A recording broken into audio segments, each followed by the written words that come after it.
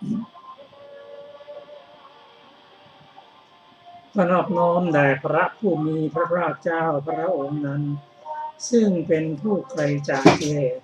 สัตว์ผู้ชอบด้วยพระองค์เองสวัสดีครับท่านผู้ฟังที่เคารพครับท่านผู้ฟังรัง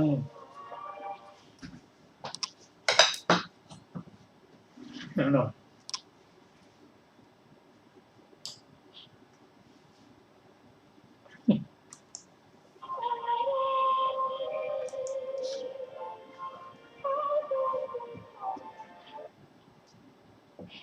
ขอนอบน้อมแด่พระผู้มีพระภาคเจ้าพระองค์นั้นซึ่งเป็นผู้ไกลจากกิเลสตรัสรู้ชอบได้โดยพระองค์เองสวัสดีครับท่านผู้ฟังที่เคารพครับท่านผู้ฟังรังรับฟังรายการศึกษาธรรมนำสุขมีเสนอท่านฟังทุกวันเสาร์ตั้งแต่เวลา 15 นาฬิกาถึง 16 นาฬิกา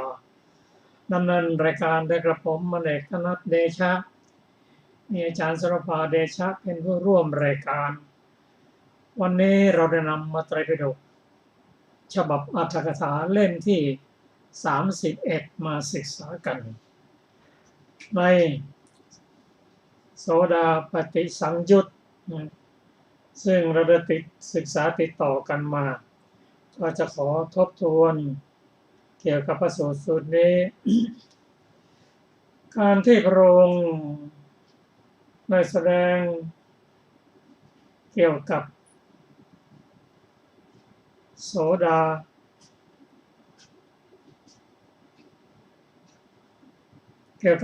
บันซึ่งจากพระสูตรก่อนๆเราได้ทราบว่าพระอานนท์ได้มาทูลถามพระพุทธเจ้าว่าภิกษุรูปนั้นภิกษุณีรูปนั้นอุบาสกอุบาสิกาชื่อนั้นมรณภาพไปแล้วสิ้นชีวิตแล้วคติเป็นอย่างไรสัมปรายภพเป็นอย่างไรพระเจ้าค่ะพระองค์ตรัสตอบให้ทุกครั้งตอนหลังๆพระองค์ตรัสว่า อานนท์มนุษย์เกิดมาในโลกนี้ถ้าตายไปก็ไม่น่าอัศจรรย์แต่การที่บุคคลนั้นตายไปแล้วได้มาทูลถามคติ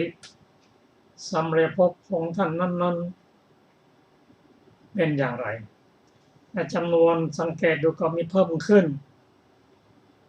ซึ่งเรื่องนี้พระพุทธเจ้าตรัสว่าเป็นความลำบากของตถาคตไม่ใช่ลำบากใจแต่พระองค์ทรงใช้ปัญญาเพื่อที่จะตอบให้เพื่อจะลดความลำบากของพระพุทธเจ้าพระองค์ตรัสว่าอานนท์เราจะแสดงธรรมเรียกว่าแม่นทรงธรรมพระสูตรนี้พระองค์ตรัสกับอานนท์ว่าอานนท์พระสูตรนี้นำมาปฏิบัติแล้วจะเป็นพระโสดาบันซึ่งมีคุณสมบัติอยู่4ประการด้วยกัน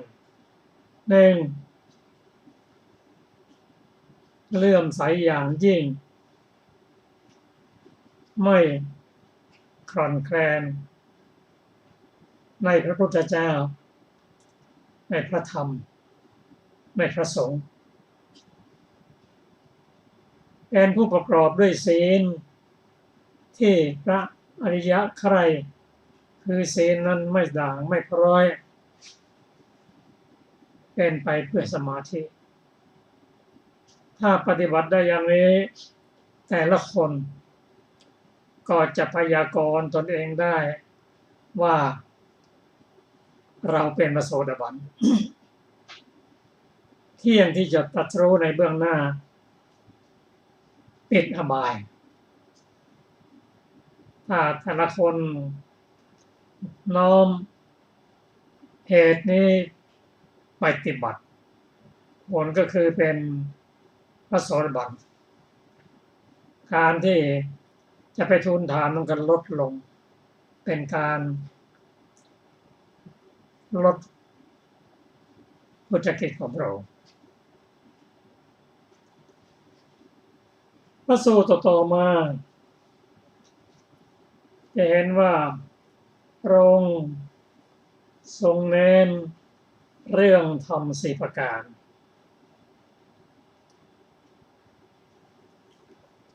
โดยเฉพาะโสดาปฏิยังคะสี่ธรรมที่เข้าถึงพระโสดาบันนั่นคือพบบัณฑิตฟังธรรมจากท่าน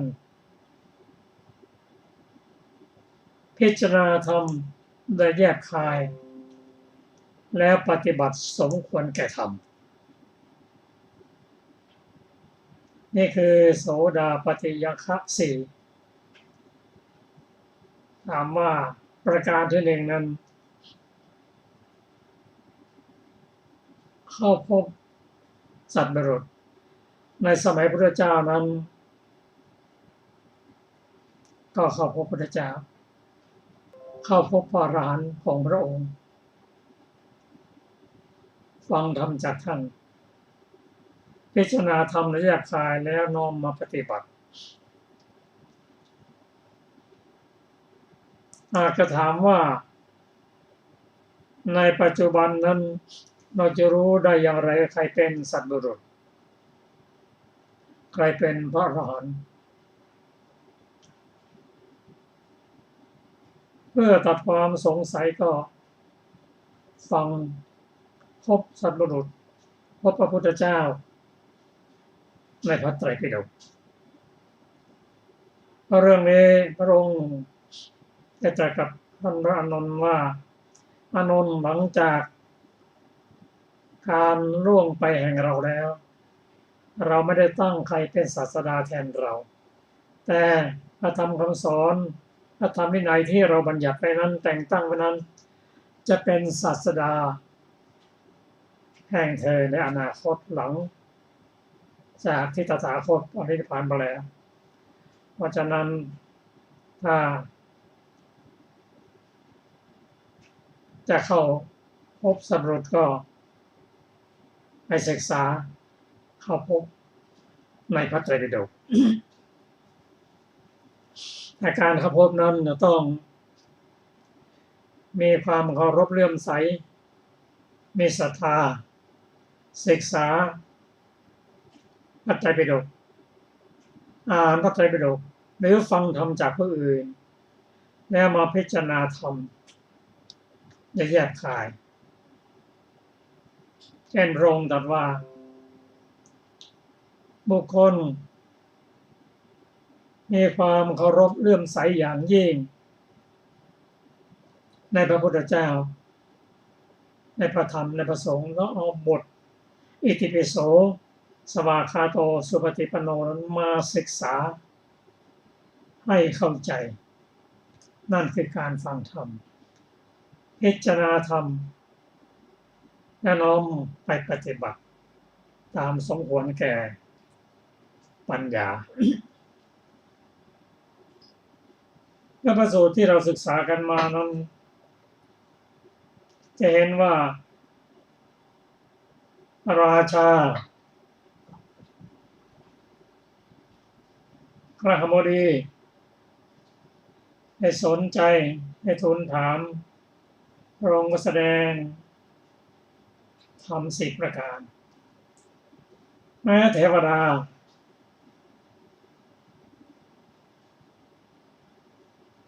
อันมหาโมคคัลลานะก็เสด็จไปแสดงธรรมก็ไปแสดงธรรมชั้นดาวดึงส์ แม้พระพุทธเจ้าก็เสด็จไปแสดงธรรมแก่เทวดาเพราะฉะนั้นธรรม10ประการนี้จึงเป็นเทวบทเป็นบทที่เทวดาประพฤติอยู่ซึ่งเทวดาปฏิบัติและก็สรรเสริญมนุษย์ผู้ปฏิบัติธรรม4ประการเหล่านี้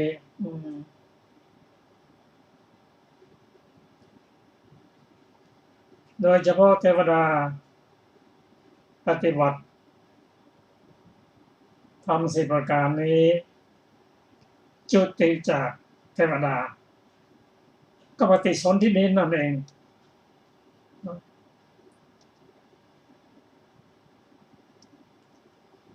เทวดาจึงสรรเสริญ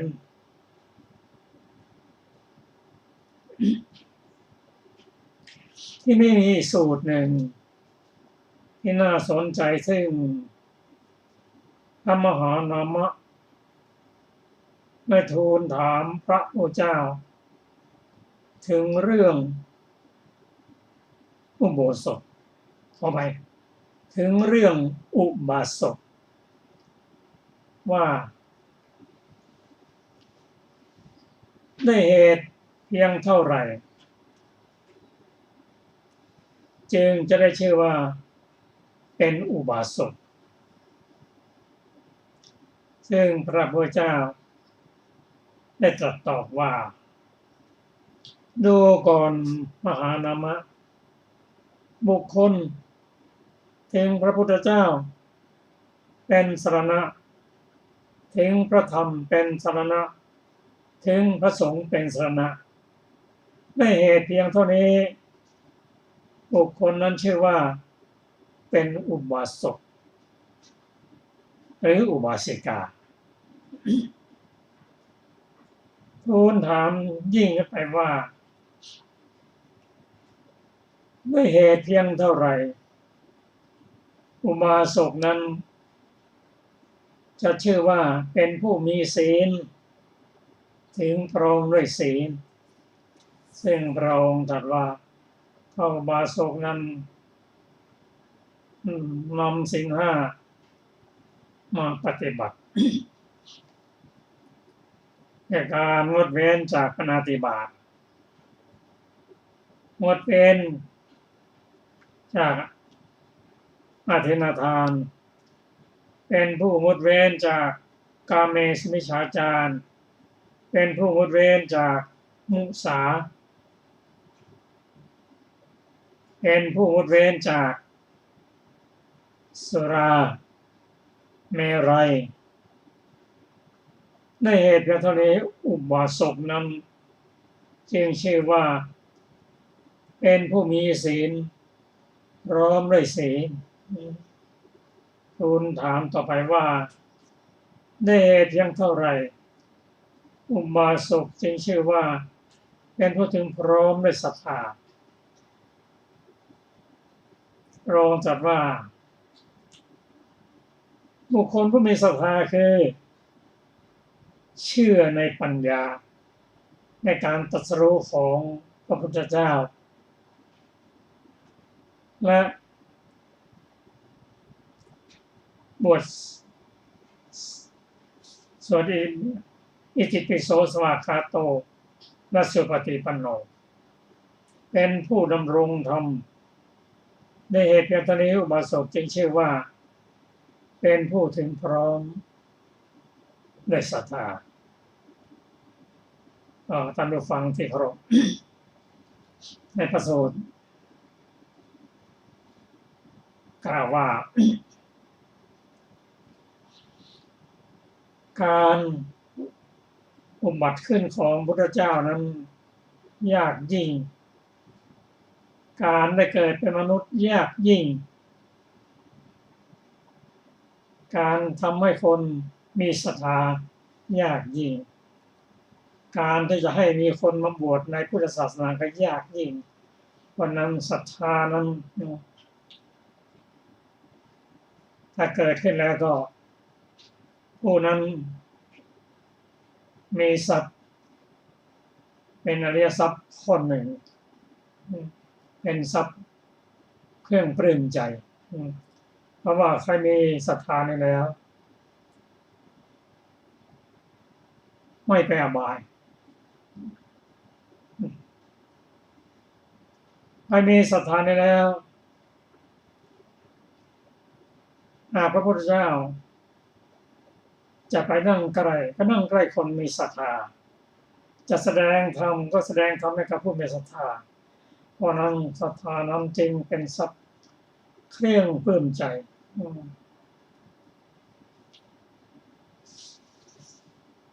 ก็การมีศรัทธาด้วยปัญญาศรัทธานี้เป็นโสภณเจตสิกเกิดร่วมกับเจตสิกที่เป็นฝ่ายบุญแต่ถ้าประกอบด้วยปัญญา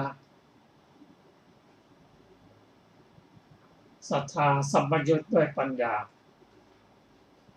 ก็จะทำให้เกิดปัญญาเกิดศรัทธาประกอบด้วยปัญญาเป็นศรัทธาที่แน่นแฟ้นเป็นผู้เลื่อมใสในที่สุด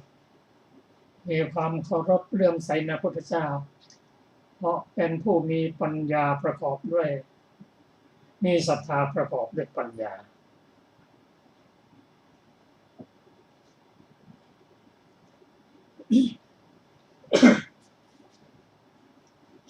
เนื่องจากพระสูตรที่เราได้ศึกษามานี้เราจะเห็นว่า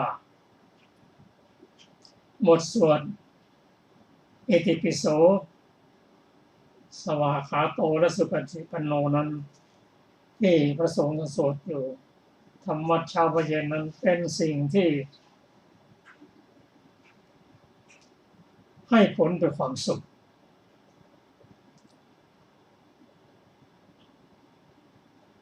ผู้ปฏิบัติด้วยความเลื่อมใสในพระพุทธเจ้าพระธรรมพระสงฆ์ประกอบด้วยศีลที่พระอริยะใคร่แล้วเป็นไปเพื่อสมาธินั้นพระสูตรกล่าวว่าจะทำให้บุคคลนั้นเข้าสู่พระนิพพานในที่สุดเป็นบุคคลที่ร่ำรวยมั่งคั่งด้วยทรัพย์ทั้งโลกียทรัพย์และโลกุตตรทรัพย์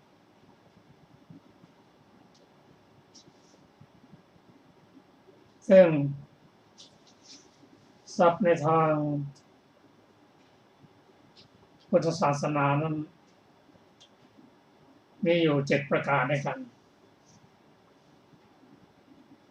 ได้แก่ศรัทธาศีลสุตตะจาคะปัญญาหิริและโอตตัปปะองค์ทรงสรรเสริญ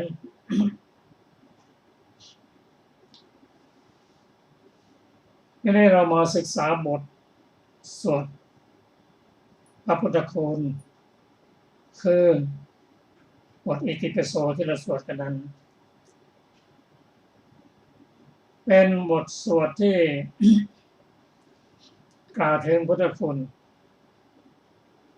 แต่บทสวดนั้นเป็นบทสวดที่ยังจะกล่าวยังไงก็ไม่หมดพระคุณของพระพุทธเจ้าเนี่ยกล่าวอย่างไรก็ไม่หมด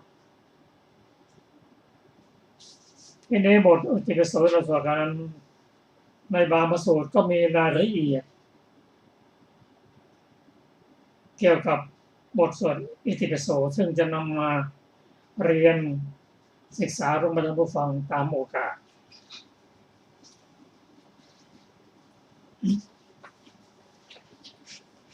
ยกตัวอย่างเช่น คำว่าอรหังอิติปิโสภควาเพราะเหตุอย่างหนึ่งอย่างนี้ อรหังมันมีความหมายตั้ง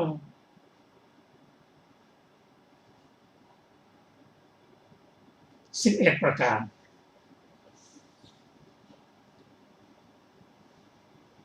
ที่เรียกว่าอรหังสัมมานะศึกษาแล้วมีตั้ง11 ประการมีมากมายเช่นเป็นผู้ไกลจากกิเลสทั้งหลายพร้อมทั้งวาสนาวาสนานี้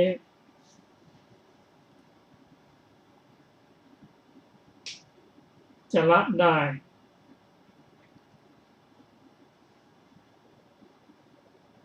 พระพุทธเจ้าพระอรหันต์นั้นยังละวาสนาไม่ได้วาสนานั่นก็คือสิ่งที่ท่านเคยชินติดต่อกันเช่นครั้งหนึ่งท่านพระสารีบุตรโดดข้ามที่แฉะมีบางท่านบางรูป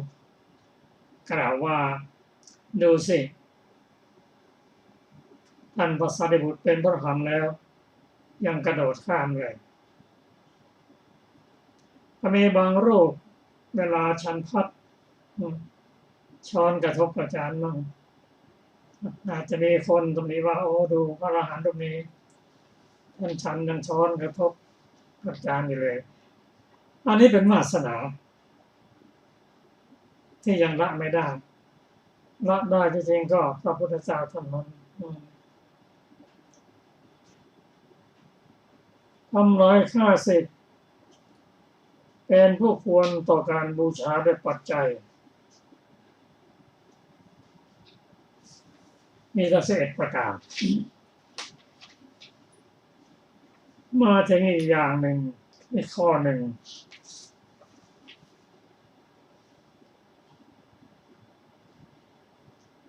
ที่ว่าสัมมาสัมพุทโธก็จะขอเชิญอาจารย์สุรภาอ่านสัมมาสัมพุทโธสวัสดีค่ะท่านผู้ฟังทุกท่านสัมมาสัมพุทโธหมายถึงทรงเป็นผู้ตรัสรู้ธรรมทั้งปวงโดยชอบและด้วยพระองค์เองคือหนึ่งตรัสรู้อภิญญาธรรมคือธรรมที่พึงรู้ด้วยญาณอันวิเศษยิ่งได้แก่วิชชาและวิมุตติคือมรรคและผลหรืออริยสัจธรรมสี่สองตรัสรู้ปริญเยยธรรมคือธรรมที่พึงรอบรู้ได้แก่ทุกขอริยสัจสามตรัสรู้ปหาตัพพธรรมคือธรรมที่พึงละได้แก่สมุทัยสัจสี่ตรัสรู้สัจฉิกาตัพพธรรมคือธรรมที่พึงทำให้แจ้งได้แก่นิโรธสัจ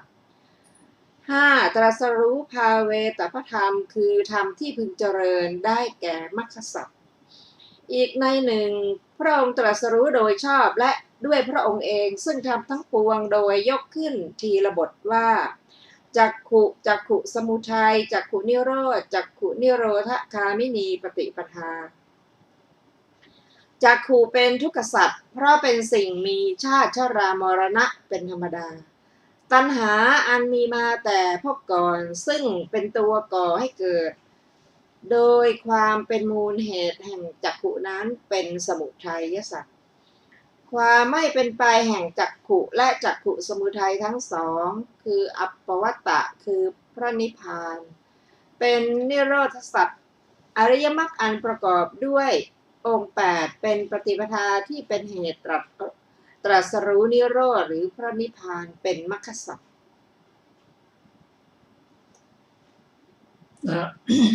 ครับโอกาสหน้าเราจะนำเรื่องนี้มาศึกษากันเราจะเห็นว่าในบทสวดแต่ละสวดนั้นเราจะเห็นว่ายิ่งศึกษาไปเราก็ยิ่งเกิดความเลื่อมใสใน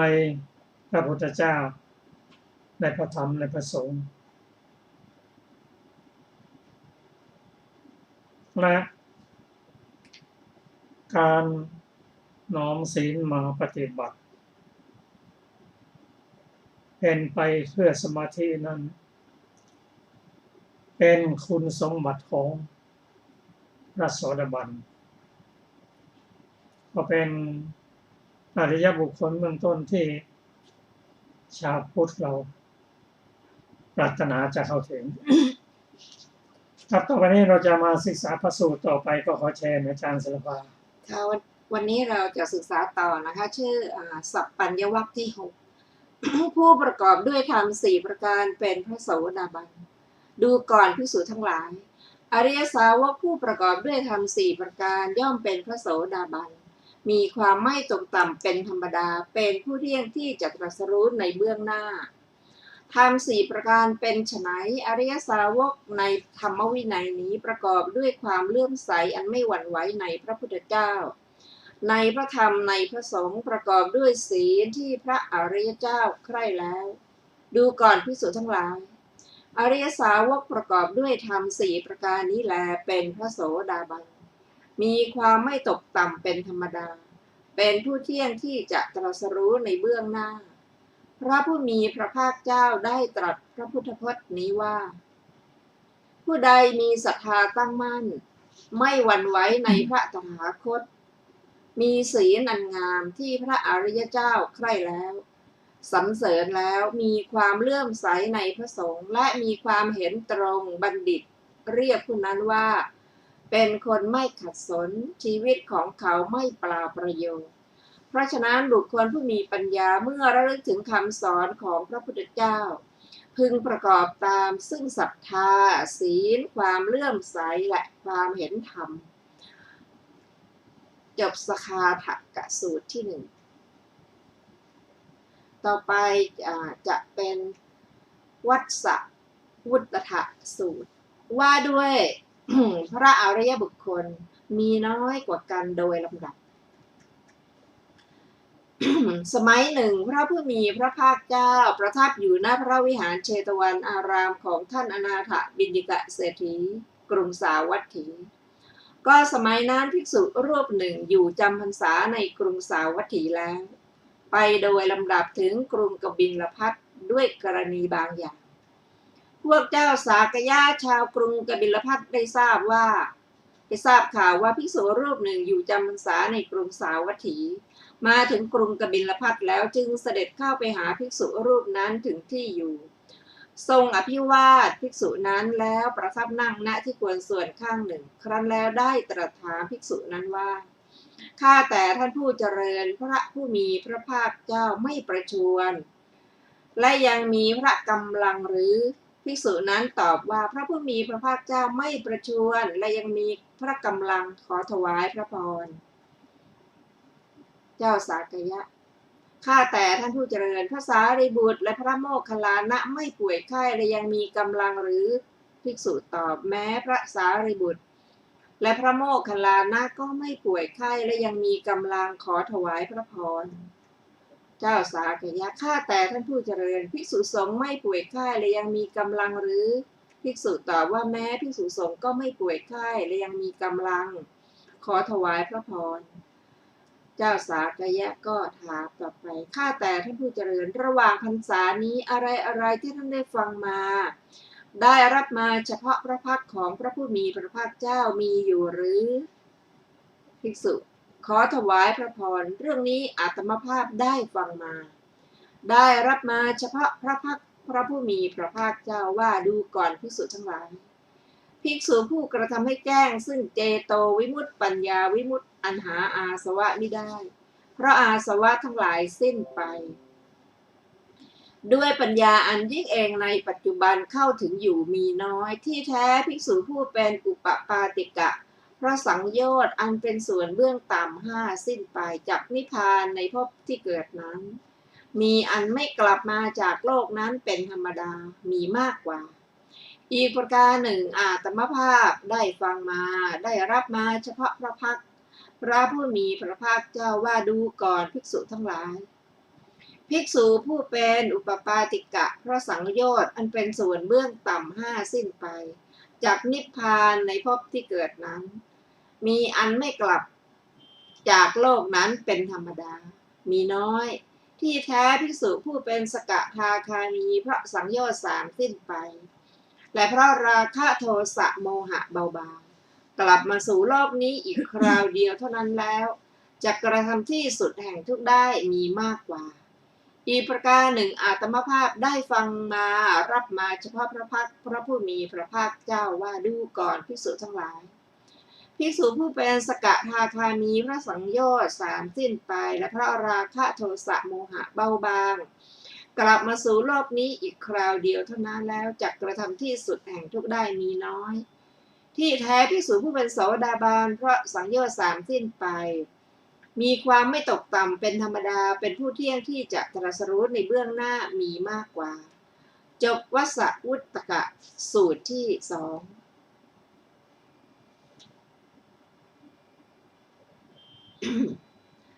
ในสูตรนี้มีอรรถกถาดังต่อไปนี้พึงวัสวุตถะสูตรที่2แห่งสัพพปัญญาวรรคที่6มีอธิบายดังต่อไปนี้ภิกษุผู้เป็นโสดาบันไม่ถึงการปลงลงด้วยเหตุเท่านี้ตั้งประชุมองค์แห่งการตรัสรู้คืออินทรีย์และพละเจริญวิปัสสนาก็จักบรรลุพระสกทาคามิมรรคพระผู้มีพระภาคเจ้าทรงหมายเอาเนื้อความนี้ว่าสกทาคามิมรรคอนาคามิมรรคและอรหัตตมรรคแล้วตรัสเชื้อสายประเพณีในศาสนาในพระสูตรนี้จบอรรถกถาวัสสูตรที่2ต่อไปเป็นธรรมทินนสูตรธรรมทินนอุบาสกพยากรณ์โสดาปัตติผลสมัยหนึ่งพระผู้มีพระภาคเจ้าประทับอยู่ณป่าอิสิปตมฤคทายวันกรุงพาราณสีครั้งนั้นอุบาสกชื่อธรรมทินนะพร้อมด้วยอุบาสก500 คนเข้าไปเฝ้าพระผู้มีพระภาคเจ้าถึงที่ประทับถวายบังคมพระผู้มีพระภาคเจ้าแล้วนั่งณที่ควรส่วนข้างหนึ่งครั้นแล้วได้กราบทูลว่าข้าแต่พระองค์ผู้เจริญข้อใดจะพึงมีประโยชน์เกื้อกูลเพื่อความสุขแก่ข้าพระองค์ทั้งหลายขอพระผู้มีพระภาคเจ้าโปรดตรัสสอนโปรดทรงพร่ำสอนข้อนั้นแก่ข้าพระองค์ทั้งหลายเถิดพระผู้มีพระภาคเจ้าตรัสว่าดูก่อนธรรมทินนะเพราะฉะนั้นแหละท่านทั้งหลายพึงศึกษาอย่างนี้ว่าพระสูตรเหล่าใดที่พระตถาคตตรัสแล้วอันลึกซึ้งมีเนื้อความอันลึกเป็นโลกุตระประกอบด้วยความว่างเราจะเข้าถึงพระสูตรเหล่านั้นตลอดกาลเป็นนิจอยู่ดูก่อนธรรมทินนะท่านทั้งหลายพึงศึกษาอย่างนี้แหละธรรมทินนะข้าแต่พระองค์ผู้เจริญข้าพระองค์ทั้งหลายยังครองเรือนนอนกกลูกอยู่ยังทาจันแคว้นกาสีอย่างใช้มาลาของหอมและเครื่องลูบไล้ยังยินดีทองและเงินอยู่จะเข้าถึงพระสูตรที่พระตถาคตตรัสแล้วอันลึกซึ้งมีเนื้อความอันลึกเป็นโลกุตระประกอบด้วยความว่างตลอดนิตยการอยู่มิใช่กระทำได้โดยง่ายขอพระผู้มีพระภาคเจ้าโปรดทรงแสดงธรรมอันยิ่งแก่ข้าพระองค์ทั้งหลายผู้ตั้งอยู่แล้วในสิกขาบท5เถิดพระผู้มีพระภาคเจ้าตรัสดูก่อนธรรมทินนะเพราะฉะนั้นแหละท่านทั้งหลายพึงศึกษาอย่างนี้ว่าเราทั้งหลายจักเป็นผู้ประกอบด้วยความเลื่อมใสอันไม่หวั่นไหวในพระพุทธเจ้าในพระธรรมในพระสงฆ์จักเป็นผู้ประกอบด้วยศีลที่พระอริยเจ้าใคร่แล้วไม่ขาดเป็นไปเพื่อสมาธิดูก่อนธรรมทินนะท่านทั้งหลายพึงศึกษาอย่างนี้แหละธรรมทินนะข้าแต่พระองค์ผู้เจริญโสตาปัตติยังคะ4ประการเหล่าใดที่พระผู้มีพระภาคเจ้า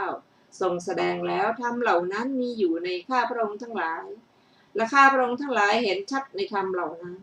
เพราะข้าพระองค์ทั้งหลายประกอบด้วยความเลื่อมใสอันไม่หวั่นไหวในพระพุทธเจ้าในพระธรรมในพระสงฆ์ประกอบด้วยศีลที่พระอริยเจ้าใคร่แล้วไม่ขาดเป็นไปเพื่อสมาธิพระผู้มีพระภาคเจ้าดูก่อนธรรมทินนะเป็นลาภของท่านแล้วท่านทั้งหลายได้ดีแล้วโสดาปัตติผลท่านทั้งหลายพยากรณ์แล้วจบธรรมทินนะสูตรที่3มีอรรถกถาดังต่อไปนี้คำว่าธรรมทินนะความว่าเป็นอุบาสกคนหนึ่งในบรรดา7 คนความพิสดารว่าในครั้งพุทธกาลคน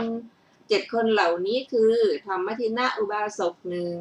วิสาขะอุบาสกหนึ่งอุคะคฤหบดีหนึ่งจิตตะคฤหบดีหนึ่งหัตถกะหนึ่งอารวกะหนึ่งจุลอนาถบิณิกะหนึ่งเป็นผู้มีอุบาสก500เป็นบริวารธรรมทินะอุบาสกเป็นคนใดคนหนึ่งบรรดาคน7 คนเหล่านั้นบทว่าลึกซึ้งได้แก่คำพีรธรรมมีสารสูตรเป็นต้นบทว่ามีเนื้อความอันลึกได้แก่มีอรรถะอันลึกซึ้งมีเปตวาสูตรเป็นต้น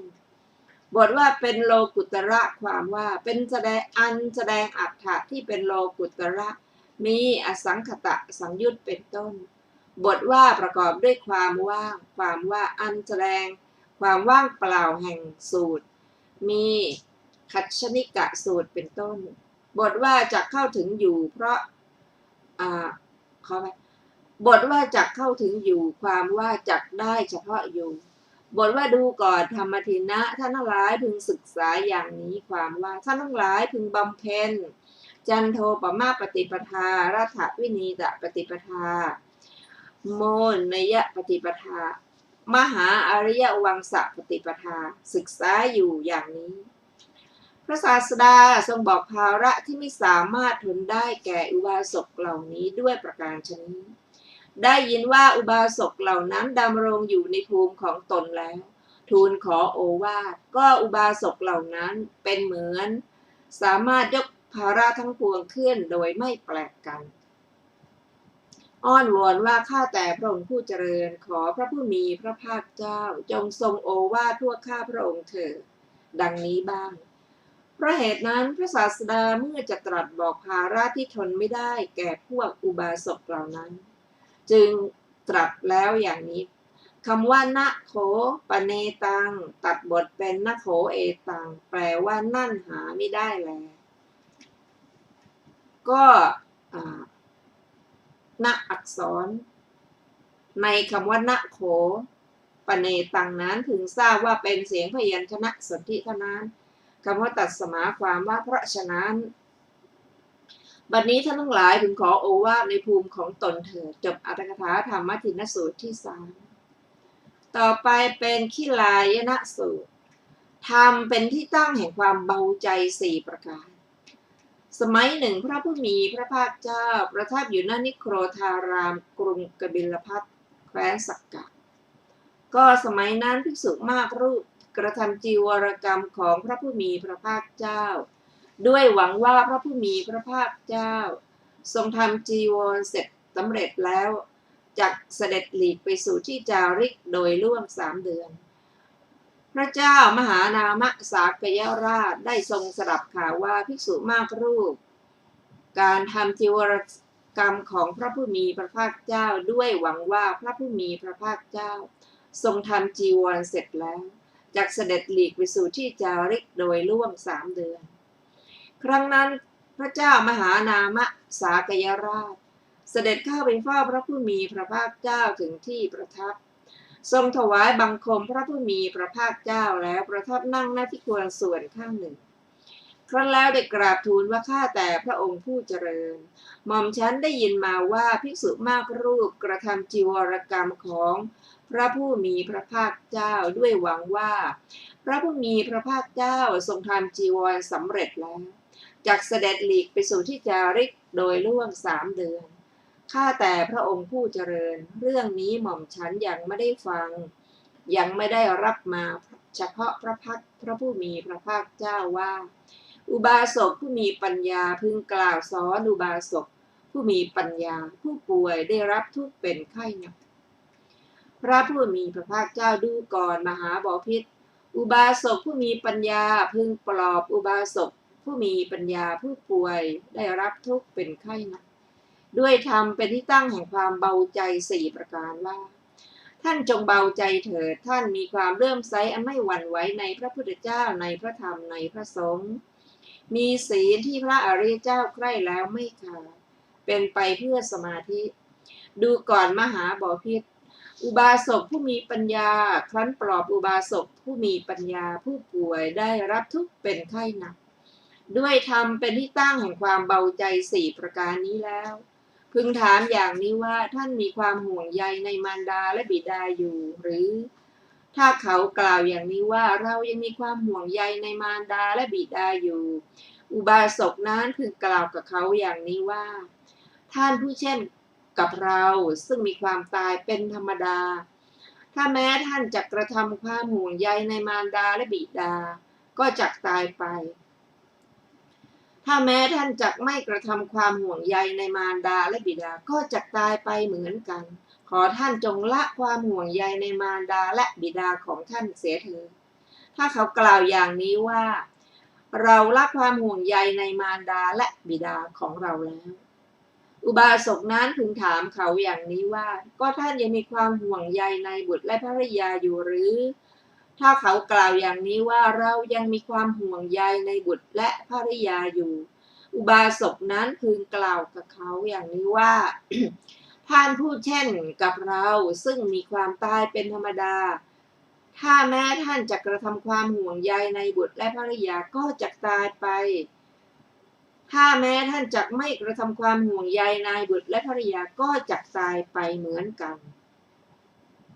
ขอท่านจงละความห่วงใยในบุตรและภริยาของท่านเสียเถิดถ้าเขากล่าวอย่างนี้ว่าเราละความห่วงใยในบุตรและภริยาของเราแล้วอุบาสกนั้นพึงถามเขาอย่างนี้ว่าท่านยังมีความห่วงใยในกามคุณห้าอันเป็นของมนุษย์อยู่หรือถ้าเขากล่าวอย่างนี้ว่าเรายังมีความห่วงใยในกามคุณห้าอันเป็นของมนุษย์อยู่อุบาสกนั้นพึงกล่าวกับเขาอย่างนี้ว่ากามอันเป็นทิพย์ดีกว่าประณีตกว่ากามอันเป็นของมนุษย์ขอท่านจงพรากจิตให้ออกจากกามอันเป็นของมนุษย์แล้วน้อมจิตไปในพวกเทพชั้นจาตุมหาราชเถิดถ้าเขากล่าวอย่างนี้ว่าจิตของเราออกจากกามอันเป็นของมนุษย์แล้วจิตของเราน้อมไปในพวกเทพชั้นจาตุมหาราชแล้วอุบาสกนั้นพึงกล่าวกับเขาอย่างนี้ว่าพวกเทพชั้นดาวดึงส์ดีกว่าประณีตกว่าพวกเทพชั้นจาตุมหาราชขอท่านจงพรากจิตให้ออกจากพวกเทพชั้นจาตุมหาราชแล้วน้อมจิตไปในพวกเทพชั้นดาวดึงส์เถิดถ้าเขากล่าวอย่างนี้ว่าจิตของเราออกจากพวกเทพชั้นจาตุมหาราชแล้วจิตของเราน้อมไปในพวกเทพชั้นดาวดึงส์แล้วอุบาสกนั้นพึงกล่าวกับเขาอย่างนี้ว่าพวกเทพชั้นยามาดีกว่าประณีตกว่าพวกเทพชั้นดาวดึงส์พวกเทพชั้นดุสิตดีกว่าประณีตกว่าพวกเทพชั้นยามาพวกเทพชั้นนิมานนรดีดีกว่าประณีตกว่าพวกเทพชั้นดุสิต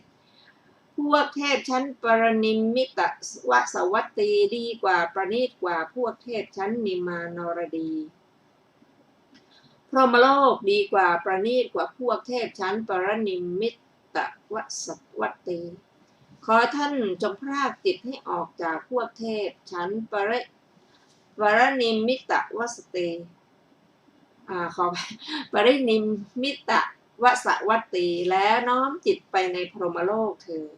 ถ้าเขากล่าวอย่างนี้ว่าจิตของเราออกจากพวกเทพชั้นปรนิมมิตวสวัตตีแล้วจิตของเราน้อมไปในพรหมโลกแล้วอุบาสกนั้นพึงกล่าวกับเขาอย่างนี้ว่าดูก่อนท่านผู้มีอายุแม้พรหมโลกก็ไม่เที่ยงไม่ยั่งยืนยังนับเนื่องในสักกายะขอท่านจงพรากจิตให้ออกจากพรหมโลกแล้วนำจิตเข้าไปในความดับสกายะเถิดถ้าเขากล่าวอย่างนี้ว่าจิตของเราออกจากพรหมโลกแล้วเรานำจิตเข้าไปในความดับสกายะแล้วดูก่อนมหาบพิตรอาตมภาพไม่กล่าวถึงความต่างอะไรกันของอุบาสกผู้มีจิตพ้นแล้วอย่างนี้กับภิกษุผู้พ้นแล้วตั้ง100 ปีคือพ้นด้วยวิมุตติเหมือนกันจบที่ลายนะสูตรที่ 4มีอรรถกถาดังต่อไปนี้คำว่านะโขปเนตังความว่าเหตุนั้นอันข้าพระองค์ทั้งหลายหาไม่ได้แล้วพระโสดาบันพระผู้มีพระภาคเจ้าทรงประสงค์เอาว่าอุบาสกผู้มีปัญญาคำว่าด้วยธรรมเป็นที่ตั้งแห่งความเบาใจความว่าด้วยธรรมทั้งหลายที่ทำความเบาใจคำว่าอัสสาสะตายัสมาความว่าแปลว่าท่านจงเบาใจคำว่าท่านผู้เช่นกับเราได้แก่ผู้เนื่องเพราะ เฉพาะความตายคำว่ามีความตายเป็นธรรมดาได้แก่มีความตายเป็นสภาพคำว่าขอท่านจงละได้แก่จงเว้นคำว่าละแล้วได้แก่หยุดแล้วคำว่าผู้มีจิตพ้นแล้วอย่างนี้ความว่าผู้มีจิตอันพ้นแล้วด้วยการพ้นคืออรหัตผลอย่างนี้คำว่าพ้นด้วยวิมุตติเหมือนกันความว่าความต่างกันแห่งวิมุตติเพราะปรารภจิตที่พ้นแล้วนี้ใดอันจะพึงกล่าวเราไม่กล่าวความต่างอันนั้นขึ้นชื่อว่าประมาณในคุณเป็นที่มาคือในวัดที่ลานพระเจดีย์และลานโพและในวัด80ขันธกะของภิกษุสงฆ์ย่อมไม่มีก็เมื่อแทงตลอดมรรคหรือผลอุบาสกและภิกษุทั้งหลายย่อมไม่มีเหตุทำให้ต่างกันจบอรรถกถาคิลายนสูตรที่4สูตรต่อไปเป็นปฐมพลสูตร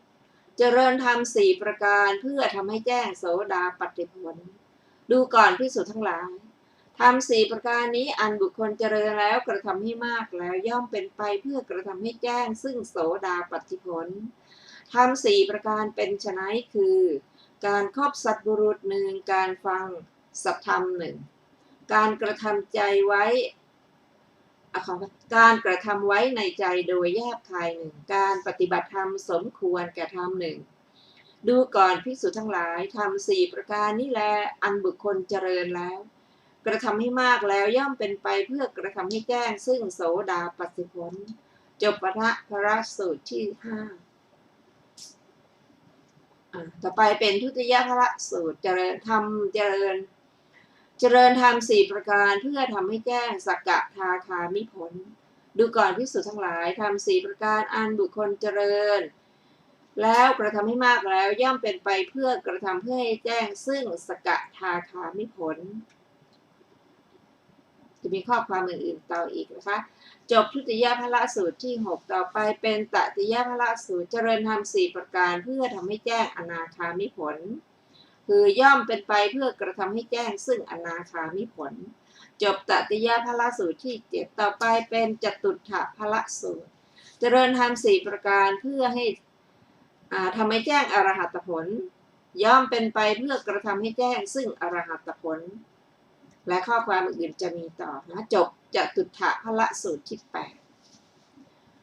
ต่อไปเป็นปฏิลาภสูตรเจริญธรรม4ประการเพื่อได้ปัญญาย่อมเป็นไปเพื่อได้เฉพาะซึ่งปัญญา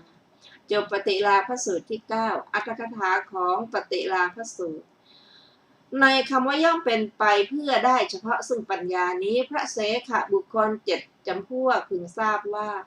ชื่อว่าผู้ได้เฉพาะซึ่งปัญญาพระขีณาสพพึงทราบว่าชื่อว่าผู้ได้ปัญญาแล้วแม้ในคำเป็นต้นว่าเพื่อความเจริญแห่งปัญญาข้างหน้านี้ก็นัยยะนั่นแหละคำที่เหลือในบททั้งปวงมีเนื้อความตื้นทั้งนั้นแหละจบอรรถกถาปฏิลาภสูตรที่9ต่อไปเป็นวุฒิสูตรธรรมะเจริญธรรม4ประการเพื่อปัญญาเจริญย่อมเป็นไปเพื่อความเจริญแห่งปัญญาจบวุฒิสูตรที่10ต่อไปเป็นเวปุลสูตรเจริญธรรม4ประการเพื่อปัญญาไพบูลย์ย่อมเป็นไปเพื่อความไพบูลย์แห่งปัญญาจบเวปุลสูตรที่11และจบสัพปัญญวรรคที่6ในพระสูตรในวรรคนี้มีทั้งหมดด้วยกัน11สูตรนะคะต่อไปเป็นมหาปัญญวรรคที่7มหาปัญญสูตรเจริญธรรม4ประการเพื่อมีปัญญามากย่อมเป็นไปเพื่อความมีเป็นผู้มีปัญญามากต่อไปเป็นปุถุปัญญสูตรเจริญธรรม4ประการเพื่อมีปัญญาแน่นหนาย่อมเป็นไปเพื่อความมีปัญญาแน่นหนาต่อไปเป็นวิปุลปัญญสูตรเจริญธรรม4ประการเพื่อมีปัญญาไพบูลย์ย่อมเป็นไปเพื่อความเป็นผู้มีปัญญาไพบูลย์จบวิปุลปัญญสูตรที่3ต่อไปเป็นคัมภีรปัญญสูตรเจริญธรรม4ประการเพื่อมีปัญญาลึกซึ้งย่อมเป็นไปเพื่อความมีปัญญาลึกซึ้งจบคัมภีรปัญญสูตรที่4ต่อไปเป็นอัปปมัตตปัญญสูตร เจริญธรรมสี่ประการเพื่อมีปัญญาหาประมาณมิได้ ย่อมเป็นไปเพื่อความเป็นผู้มีประมาณมิได้จบอัปปมัตตปัญญสูตรที่ห้าต่อไปเป็นภูริปัญญสูตรเจริญธรรมสี่ประการเพื่อมีปัญญาดังแผ่นดินย่อมเป็นไปเพื่อความเป็นผู้มีปัญญาเพียงดังแผ่นดินต่อไปเป็นพาหุลปัญญสูตรเจริญธรรมสี่ประการเพื่อมีปัญญามากย่อมเป็นไปเพื่อความเป็นผู้มีปัญญามากต่อไปเป็นสีขปัญญสูตรเจริญธรรมสี่ประการเพื่อมีปัญญาเร็วย่อมเป็นไปเพื่อความมีปัญญาเร็วต่อไปเป็นละหุปัญญสูตรเจริญธรรมสี่ประการเพื่อมีปัญญาเบาย่อมเป็นไปเพื่อความมีปัญญาเบาต่อไปเป็นหาสปัญญสูตรเจริญธรรมสี่ประการเพื่อมีปัญญาร่าเริงย่อมเป็นไปเพื่อความมีปัญญาร่าเริงจบมหาสปัญญสูตรที่10ต่อไปเป็นชวนะปัญญสูตรเจริญธรรมสี่ประการเพื่อมีปัญญาไวย่อมเป็นไปเพื่อความมีปัญญาไวต่อไปเป็นติฆะปัญญสูตรเจริญธรรมสี่ประการเพื่อมีปัญญากล้าย่อมเป็นไปเพื่อความมีปัญญาคมกล้าจบติฆะปัญญสูตรที่12ต่อไปเป็นนิพเพธิกะปัญญสูตรเจริญธรรมสี่ประการเพื่อมีปัญญาชำระกิเลสดูก่อนภิกษุทั้งหลายธรรมสี่ประการนี้อันบุคคลเจริญแล้ววาระทำให้มากแล้วย่อมเป็นไปเพื่อความเป็นผู้มีปัญญาเป็นเครื่องชำระกิเลสธรรมสี่ประการเป็นไฉนคือการคบสัพพุรุษหนึ่งการฟังสัตธรรมหนึ่งการกระทำไว้ในใจโดยแยบคายหนึ่งการปฏิบัติธรรมสมควรแก่ธรรมหนึ่งดูก่อนภิกษุทั้งหลายธรรมสี่ประการนี่แหละอันบุคคลเจริญแล้วกระทำให้มากแล้วย่อมเป็นไปเพื่อความเป็นผู้มีปัญญาเป็นเครื่องชำระกิเลสจบนิพเพธิกะปัญญสูตรที่13และจบมหาปัญญวรรคที่7ในมหาปัญญวรรควรรณนาที่7มีอรรถกถาดังต่อไปนี้พึงทราบเนื้อความในทุกบทตามนัยยะที่กล่าวในปฏิสัมภิทาโดยนัยยะเป็นต้นว่าชื่อว่าผู้มีปัญญามากเพราะอรรถว่ากำหนดเอาในเนื้อความมากในบทเป็นต้นว่าย่อมเป็นไปเพื่อความเป็นผู้มีปัญญามากดังนี้นั่นเทียวคำที่เหลือในทุกๆบทตื้นทั้งนั้นแลจบมหาปัญญวรรควรรณนาที่7และจบโสตาปัตติยังคสังยุตที่11รวมพระสูตรที่ได้ศึกษาในวรรคนี้มีทั้งหมดด้วยกัน13สูตรท่านผู้ฟังที่เคารพเข้าวันนี้รายการศึกษาธรรมนำสุขก็ได้หมดเวลาลงแล้วเราจะได้มาพบกันใหม่และร่วมศึกษาด้วยกันในสัจจะสังยุตต่อไปในวันศุกร์หน้าเวลา 14 นาฬิกาเป็นต้นไปขอขอบพระคุณทุกท่านที่ได้ร่วมศึกษาด้วยกันขอมีความสุขความเจริญในธรรมยิ่งๆค่ะวันนี้ลาไปก่อนนะคะสวัสดีค่ะสวัสดีครับ